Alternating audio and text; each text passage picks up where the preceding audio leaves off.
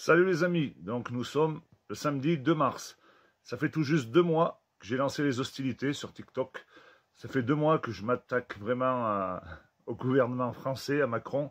D'ailleurs, ça avait été l'objet de ma première vidéo avec l'augmentation du GNR. Je m'aperçois que le GNR est toujours autant élevé, donc ils se foutent de notre gueule. Après, donc, comme vous le savez, je me suis beaucoup attaqué à la FNSEA et à l'Europe. J'ai fait pas mal de médias.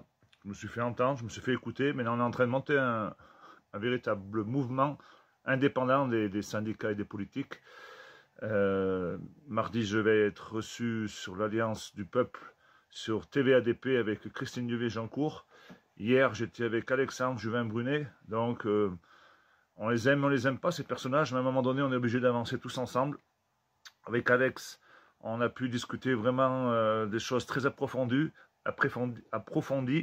Il m'a expliqué toutes ces années où il était franc-maçon, donc ça fait déjà un moment qu'il a arrêté. Maintenant, il a la foi en Dieu. Donc, il est parti de la franc-maçonnerie, il m'a expliqué les différentes loges. Il était au niveau 2, lui, donc il était tout à fait au départ.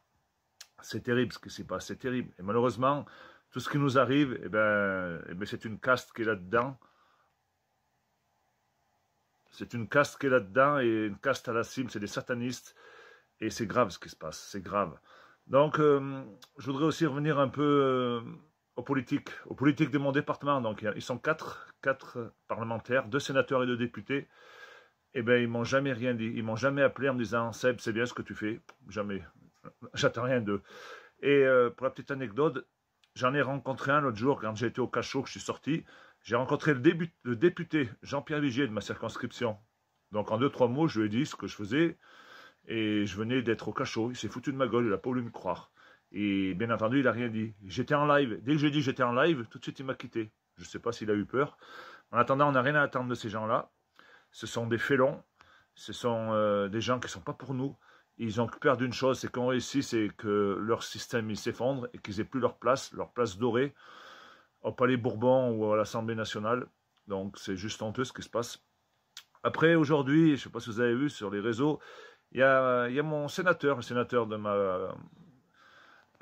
chez moi, là, avec qui je suis même conseiller municipal dans ma commune de Saint-Paulien. Bon, moi je suis en tant qu'opposant sur une liste citoyenne, j'avais été élu en 2020.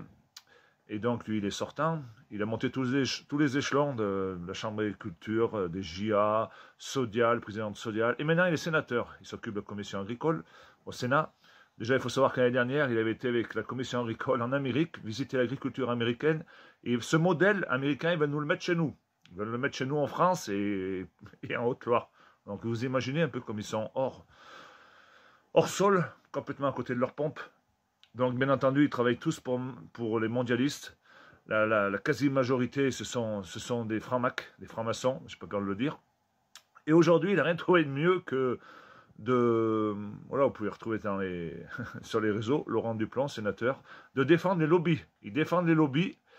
Il dit que c'est quand même bien parce que les lobbies, ils ont des bonnes idées, donc ils votent des lois au Sénat pour les lobbies. Ces mêmes lobbies qui sont là pour défendre la FNSEA, qui sont là pour financer un peu la FNSEA, qui sont là aussi pour financer avec un petit peu nos politiques, hein, les sénateurs et députés.